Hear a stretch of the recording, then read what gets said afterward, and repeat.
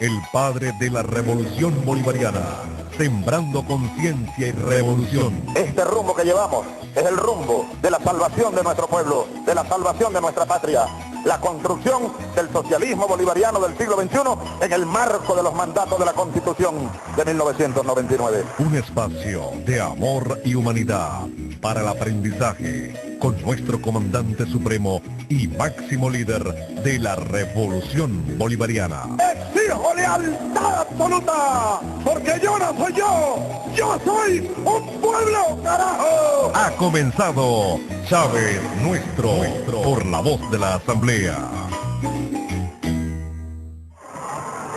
¡Qué bueno! Triunfaremos. Triunfaremos. Triunfaremos, Nora. Triunfaremos, estamos triunfando y la consigna es triunfar. Y esa es una consigna bolivarianísima. Fue allá en Pativilca cuando Bolívar, alguien le preguntó, ¿y ahora qué haremos, Libertador? Y Bolívar dijo, ¿cómo que qué haremos? Triunfar. Triunfar, triunfar será suprema obligación. Esa es nuestra consigna. Ese es nuestro camino. Triunfar, triunfaremos. Triunfando, triunfaremos. El triunfo es del pueblo venezolano, el triunfo es de la República.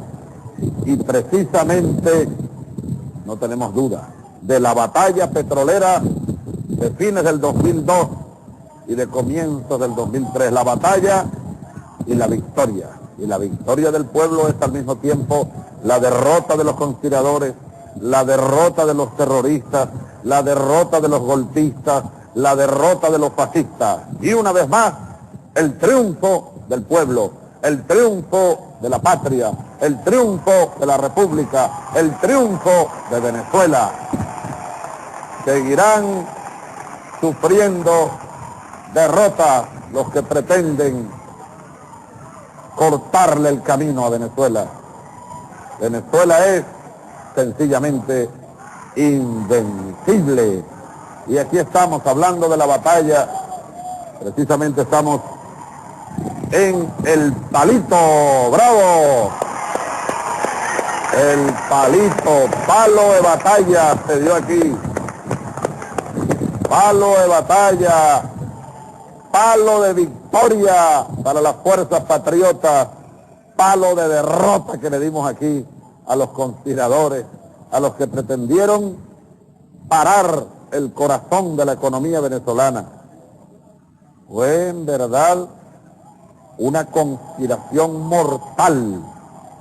Se puede hacer, no una serie de películas, bien bueno para estos dramaturgos, ¿no? Y creadores, como Carlos Ospurua, por ejemplo, ¿no? Mucho. Yo conozco películas, aquí se pudieran hacer 100 películas. Solo de la batalla del Palito se pudiera hacer una película. Cómo trataron de destrozar la industria petrolera venezolana, el corazón de la economía venezolana, la fuente fundamental de ingresos del país. Ahora, desde el 2 de diciembre, los golpistas, conspiradores, petrogolpistas, petroterroristas, se pusieron de acuerdo. La ilegítima dirigencia de la CTV, porque eso hay que recordarlo, esta dirigencia o pseudo dirigencia de la Confederación de Trabajadores de Venezuela es ilegítima, no ha sido elegida por los trabajadores, fue un poco así como el presidente aquel Carmona, presidente entre comillas por supuesto, que se autojuramentó. Igual pasó con esta ilegítima directiva de la CTV, y no solo ilegítima, ilegal, porque ya en el proceso electoral aquel para elegir al presidente de la CTV, hay que recordar que hubo varios candidatos, uno de ellos fue Aristóbulo Istúriz, Esas elecciones, las primeras elecciones que se hicieron en Venezuela, que se han hecho, no hubo nunca antes, porque es un mandato constitucional, ¿verdad? Mandato constitucional, elegir los directivos de la confederación, de los sindicatos, pues, de todos los sindicatos, federaciones y confederaciones, porque aquí en Venezuela durante medio siglo lo que hubo fue, bueno, durante un siglo, el siglo XX, una dictadura sindical. ¿Quién elegía al presidente de la CTV? Lo imponían a dedo, adecos y copellanos, pero sobre todo los adecos. Las cúpulas adecas designaban a dedo, no eran los trabajadores los que elegían, nunca lo han elegido. Entonces, mandato constituyente, se abrió el proceso electoral para elegir a la directiva de la CTV. Ese proceso no concluyó. Bueno, hubo hasta violencia por allá en el Zulia, en Oriente, sobre todo donde las cúpulas ilegítimas del modelo de Punto Fijo manejaron y siguen manejando todavía algunos espacios. ¿Qué alboroto tienen esto? ¿Qué alboroto es este? Llegó un saboteador. Ha llegado un saboteador del programa. Sí, enfóquenlo ahí, enfóquenlo, el saboteador. El general Acosta Carles, bienvenido. Bienvenido, pues ha llegado aquí al palito. No hay ningún saboteador, es un general patriota y le damos un aplauso, como a todos los generales y almirantes patriotas que se encuentran aquí en el día de hoy.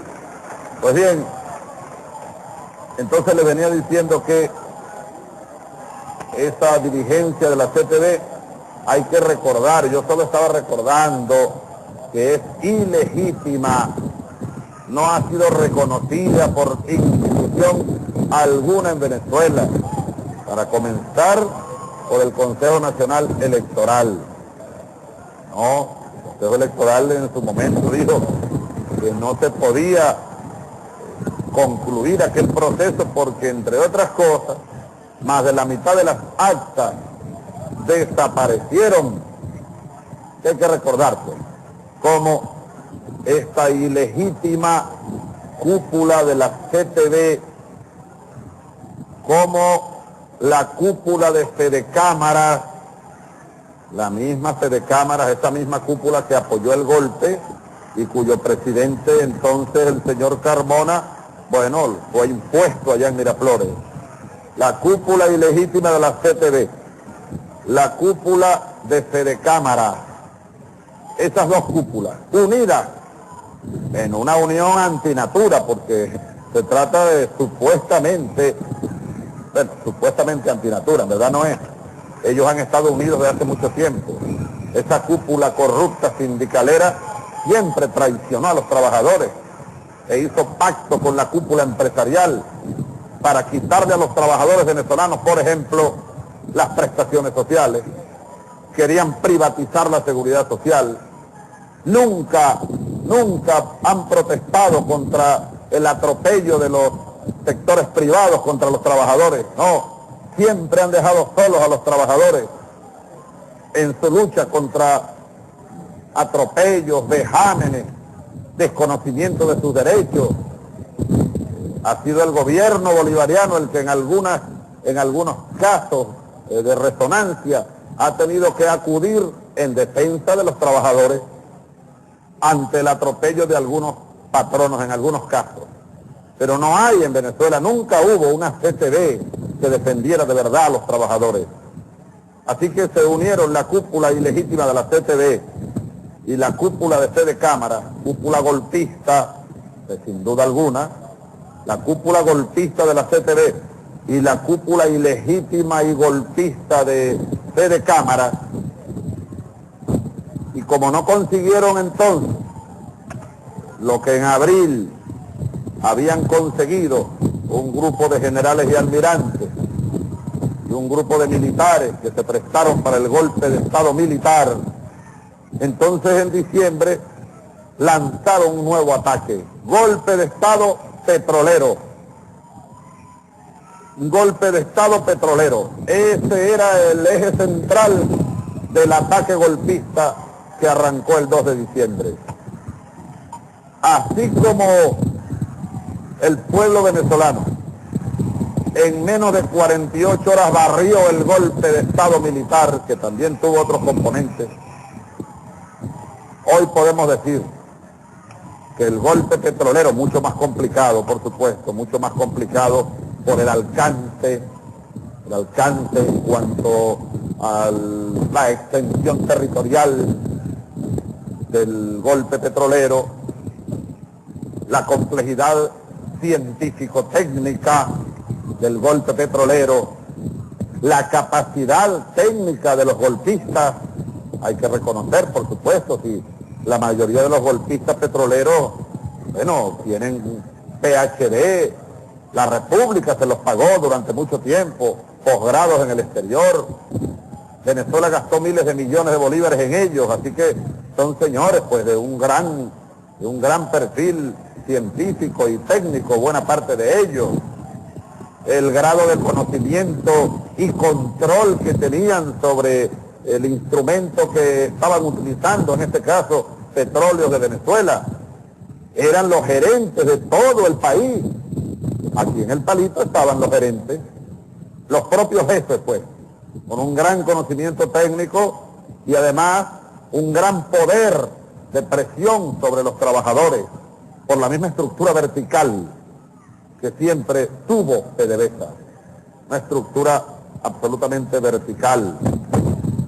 El apoyo de factores políticos que tuvieron, como aquí en Carabobo, por ejemplo, hay que recordar que en el estado de Carabobo hay un gobernador que se prestó al golpe, hay un gobernador que se prestó al sabotaje, un gobernador saboteador que en vez de estar pendiente de que al pueblo de Carabobo no le falte la comida ni el combustible, se prestó para cerrarle al pueblo de Carabobo, para quitarle sus derechos, para sabotear Yagua, sabotear el Palito, sabotear las gandolas, además el apoyo de sectores políticos, además de eso, la complejidad de las operaciones petroleras, además de eso, la planificación detallada del golpe petrolero, fue una planificación detallada porque incluyó todo el sistema, desde los pozos petroleros, los patios, donde están los pozos, los patios de tanque, sabotearon desde los pozos, desde las torres petroleras, pasando por sistemas de poliductos, gasoductos, tuberías, válvulas, hasta llegar a las refinerías como esta del Palito, que fue paralizada, totalmente saboteada desde los sistemas informáticos, es decir, las computadoras, hasta los laboratorios, dañados los sistemas. Llegaron incluso a presionar a trabajadores que no querían dejar de trabajar, que querían evitar que se parara la refinería, pues les ofrecieron dinero. Los que no aceptaban dinero y vacaciones con gastos pagos en diciembre, porque mucho dinero, esa es otra ventaja de los golpistas, tienen mucho dinero, muchísimo dinero, no tienen límites en cuanto al dinero. Entonces los trabajadores que no querían, y eso ocurrió aquí en el Palito, que no aceptaban el pago, o no aceptaron, mira que tienes hotel pago en Margarita o no sé dónde más, y te vas con toda la familia, eso pasó, se desaparecieron. Los jefes militares me contaban, mire, hemos ido a buscar a algunos técnicos de la refinería o trabajadores, no aparecen ni en su casa, y dicen los vecinos que hace una semana que se fueron con maletas, les pagaron vacaciones para que se perdieran el mes de diciembre. y el que no aceptaba porque era un patriota de verdad, lo amenazaban, le amenazaban de muerte a su hija o a su hijo, a su esposa, una cosa, una planificación terrorista completa, pues, completa, una puñalada al corazón de la patria, una capacidad de chantaje, una capacidad de compra, una capacidad de generar la maldad sin límite, pasando por refinerías y más allá los centros de distribución, los centros de llenado, las líneas de transporte para distribuir el combustible. Todo esto lo sabotearon. Llegaron, hay que recordar esto, llegaron hasta dañar las gandolas, a quitarle las baterías o dañarles el arranque. Luego los barcos los pararon ahí en el Caribe y nos hicieron un autobloqueo, sabotearon los muelles, dañaron remolcadores, amenazaron de muerte a los operadores de los remolcadores, a los capitanes de barco, algunos capitanes de barco. Bueno, ya están diciendo, bueno, yo paré mi barco porque si no me mataban. O les decían y los tenían engañados de que Chávez caía antes, primero les dijeron que antes del 9 de diciembre. Chávez no llega al 9, después no, el 24, Ayaca sin Chávez. Ellos tenían, pero es que tenían eso, pero planificado, y ellos estaban convencidos, así como estaban convencidos en abril, de que ya yo estaba listo, nocao. Entonces ellos, sí, sacaron la cuenta, otra vez se equivocaron. Incluso por ahí, hoy escribe uno de los, por aquí estaba leyendo, veníamos leyendo en el helicóptero, uno de los ideólogos, de los intelectuales, que siempre estaban apoyando estos movimientos golpistas, antibolivarianos. Bueno, tienen que reconocerlo, pues, por más que no quieran, y escriben columnas todos los días y los fines de semana en los periódicos. Y entonces, dice uno de ellos, en el día de hoy, lo siguiente, voy a leer lo que escribe en el día de hoy, en un periódico, uno de los intelectuales antibolivarianos, que siempre ha estado asesorando a esos grupos. Voy a leo. La ilusión de una salida inmediata de Chávez desapareció. Chávez salió vivo de este round porque los errores cometidos favorecieron su estrategia, y termina de manera lapidaria. Se partió de un cálculo equivocado, que Chávez no aguantaría el paro. Bueno, aquí estamos, y el paro no existió nunca.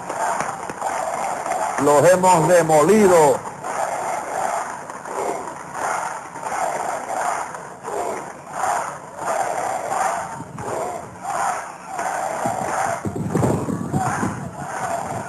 Entonces, claro, hemos enfrentado, sin embargo, a pesar de que aquí estamos y hemos triunfado de nuevo en este round, como dice este caballero, y triunfaremos en todos los que vengan, pues, sin embargo, hay que reconocer que hemos enfrentado una conspiración mortal. Nos tiraron a sacar, pues, como dicen en criollo. Nos tiraron a sacar, porque ¿cuál era el plan? Que no hubiera gasolina, pues, que no hubiese gasolina, y por eso dañaron las gandolas, las refinerías, los llenaderos, los remolcadores para que no entrara ningún barco a Venezuela. Empezaron a escribir, a comunicarse por correo electrónico con casi todos los armadores son los dueños de los empresarios internacionales dueños de, ¿cómo se llama?, de los barcos, armadores se llaman. Bueno, le mandaron a los armadores cartas, comunicaciones, todavía, bueno, asumiendo que era PDVSA. Aquellos señores en Grecia o en Estados Unidos o en Japón o en Italia o donde fuere, les llegaba una comunicación de PDVSA. Ellos no iban a saber que estos señores eran los golpistas, porque estaban asumiendo todavía que eran los directivos de PDVSA y salían a los medios hablando como directivos de PDVSA. Todo un manejo, pero absoluto de la empresa. Ahora, ¿qué ocurre? Esta conspiración, venía diciendo, abarcó hasta allá. Muchos armadores, o la mayoría de ellos, no querían mandar barcos para acá, porque les decían que no se garantizaba la seguridad en los puertos, que si entraba el barco le iban a colocar una bomba, que no había, que los que estaban manejando los remolcadores, uno que teníamos, un remolcador teníamos, como de 50, 80, un remolcador, no, que esos no estaban capacitados para atracar el buque, que iba a explotar y que la compañía de seguros no iba a garantizar o a responder por el daño, que iban a meterlos presos, bueno, terrorismo pues. Así que los barcos extranjeros pasaban derecho. Me cayó una hormiga aquí. Los barcos extranjeros, una hormiga punta ojo, los barcos pasaban derecho, no se paraban, ni que les pagáramos por adelantado. Mire que le vamos a pagar por adelantado, no. Además, tampoco teníamos el manejo de la finanza. Tampoco teníamos el manejo de la finanza. Resulta que ellos tenían las cuentas de PDVSA, las tenían a veces incluso bloqueadas. No teníamos ni el dinero para pagar, o sea, una conspiración casi perfecta. Solo que ellos no contaron con la capacidad de respuesta del pueblo venezolano, de los patriotas de Venezuela, de la Fuerza Armada Venezolana junto al pueblo, en cumplimiento de la Constitución y de la ley. No contaron con eso. Eso ellos no lo consideraron en sus cálculos y por eso partieron de un cálculo equivocado, dice uno de sus teóricos. Creyeron que Chávez no aguantaba el paro. Claro, es que ellos siguen equivocándose porque no se dan cuenta que no es Chávez. Ellos personalizan algo que no es personalizable. Esto no es un hombre. Aquí lo que hay es un pueblo con dignidad. Aquí lo que hay es un colectivo dando una batalla como nunca antes en un siglo en Venezuela. Nunca antes había un pueblo tan fervoroso, un pueblo tan consciente, porque ellos, bueno, ¿cuál era el siguiente paso? Bueno, Chávez, ellos contaban con que la Fuerza Armada no iba a apoyar el esfuerzo como lo apoyó.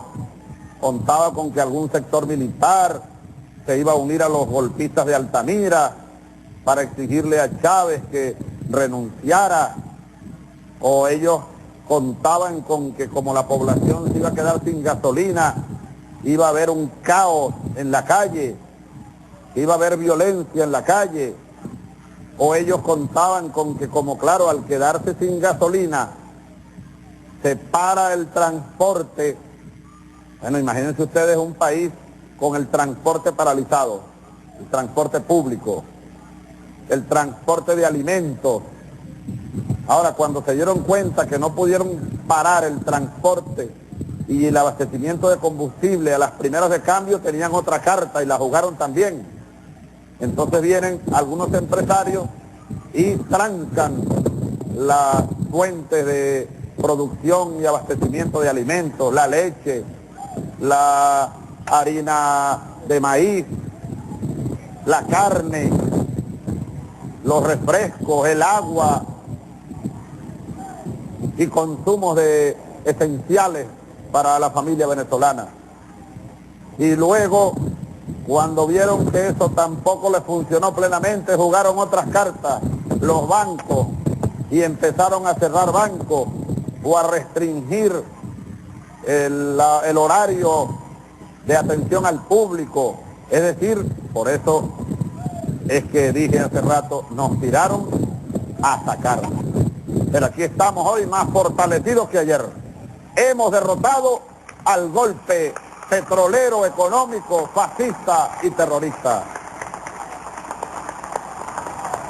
Y yo por esto desde el Palito quiero felicitar y reconocer el esfuerzo de los miles de trabajadores, de trabajadoras, por haber resistido, haber contraatacado, haber recuperado y haber triunfado. Felicitaciones a los triunfadores de Venezuela, trabajadores y trabajadoras, técnicos y gerentes, soldados, comandantes y generales y almirantes, la unión del país. Esto es una demostración de aquello que decir, de la verdad, de la gran verdad, de aquella expresión bolivariana de Simón Bolívar. Solo la unión nos falta para completar la obra de nuestra regeneración. O en otra ocasión dijo, unámonos y seremos invencibles. Pues aquí se ha demostrado. Unidos seremos siempre invencibles. Unión, unión, unión. Esa es la divisa de la Venezuela de hoy. Pues felicitamos a todos. Felicitamos aquí en el Palito, donde se dio esa gran batalla popular, técnica, científica, civil y militar. Una gran batalla victoriosa. Saludamos a Asdrúbal Chávez, gerente general de la refinería El Palito, y a todo su equipo directivo, Oscar Flores, gerente de operaciones, Moisés Bermúdez, gerente de recursos humanos, Teófilo Hernández, gerente técnico, Manuel Medina, gerente de mantenimiento. Vamos a darle un saludo a los gerentes y a todos los trabajadores, empleados de la refinería El Palito. Un ejemplo de cómo se defienden los intereses de la patria, un ejemplo de cómo se defienden los intereses del país. Saludamos también a todos los militares que están con nosotros, porque junto al pueblo que aquí está presente, una representación importante del pueblo de Carabobo, del pueblo venezolano, ese pueblo que ha resistido y que hoy está más fortalecido y tiene más poder que nunca antes porque tiene conciencia, y la primera de las fuerzas es la conciencia, la moral y la mística. Bendito sea pueblo venezolano por esa conciencia suprema que tiene. Además del pueblo, los gerentes patriotas. Aquí había unos gerentes golpistas, todos se fueron y no volverán. No volverán.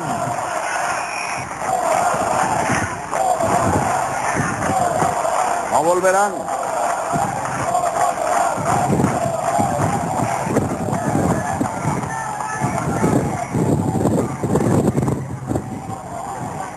Nosotros no sentimos, pero ni así, ni una chispa de derrota. No, lo asumimos, bueno, como una batalla más, en la que estábamos ya, o en la que teníamos ya señalado el rumbo, la victoria, porque ese es nuestro rumbo, no hay otro, la victoria, por encima de todas las dificultades. Fueron los días más duros, aquellos de diciembre, voy a recordar diciembre 15 por allí, entre el 15 de diciembre, el 20 de diciembre, bueno, fueron días muy duros. La batalla se intensificó, el ataque, porque nosotros estábamos en defensa, pues.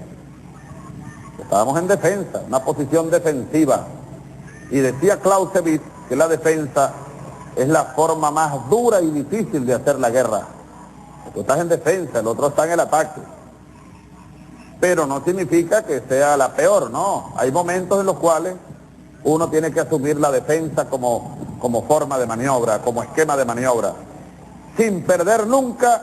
Eso sí, aprendemos desde cadetes, los que estudiamos la táctica y la estrategia del ataque, de la defensa, el ataque directo, la aproximación indirecta, todas esas, en la ciencia y el arte de la guerra, pues. Siempre, todos los maestros que tuvimos nos decían, cuando les toque una defensa porque se los imponga el terreno, a veces el terreno impone una defensa, no hay más alternativa, o a veces la situación impone una defensa, o a veces el adversario te impone la defensa, o a veces tú mismo la decides.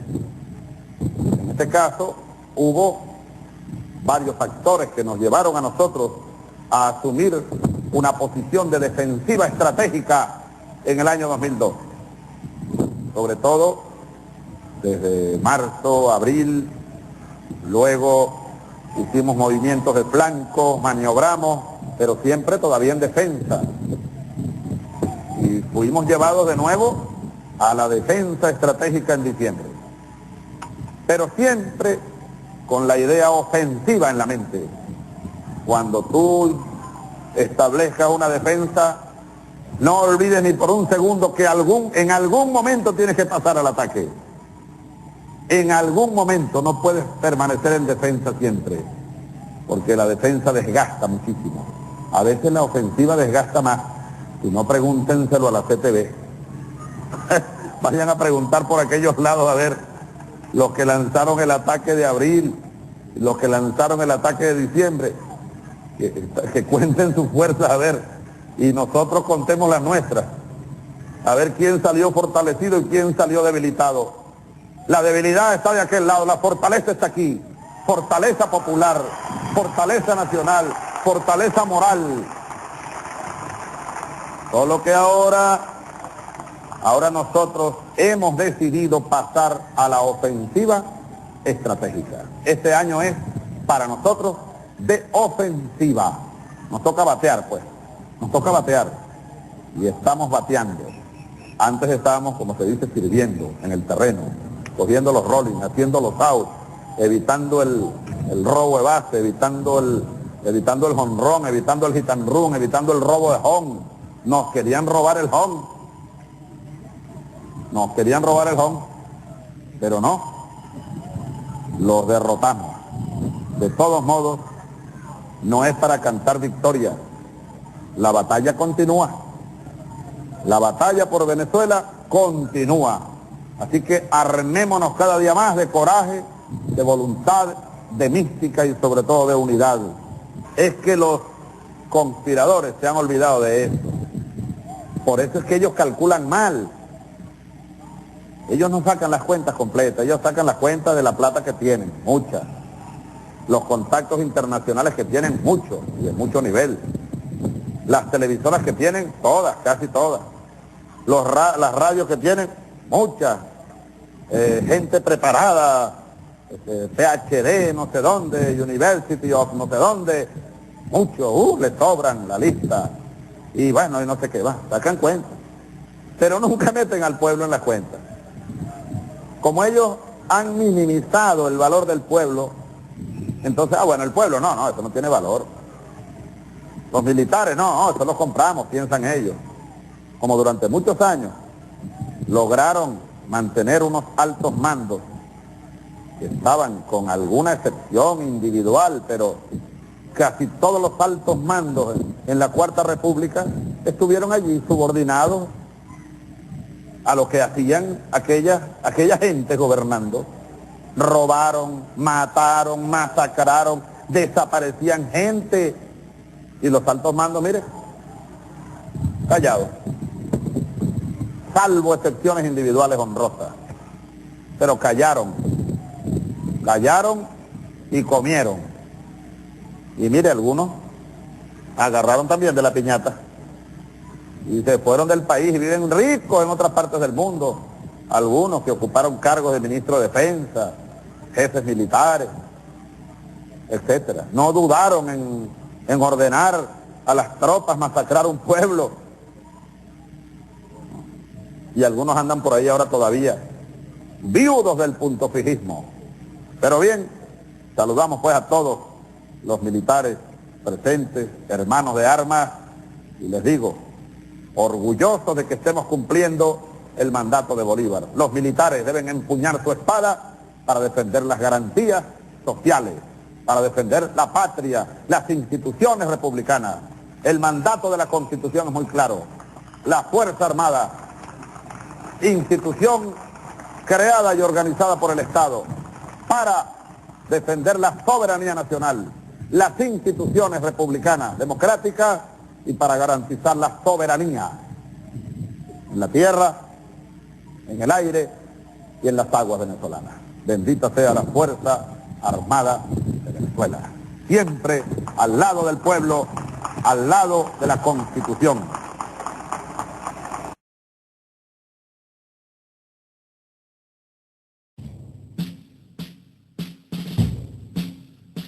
Al rumor de clarines guerreros, ocurre el blindado, ocurre veloz, con celosos dragones de acero que guardan la patria que el cielo nos dio. Patria, patria, patria querida, tuyo es mi cielo, tuyo es mi sol. Patria, patria, tuya es mi vida, tuya es mi alma, tuya es mi alma. Seguiremos teniendo patria, patria para siempre, patria para nuestros hijos, patria para nuestras hijas, patria, patria, la patria. Unidad, lucha, batalla y victoria.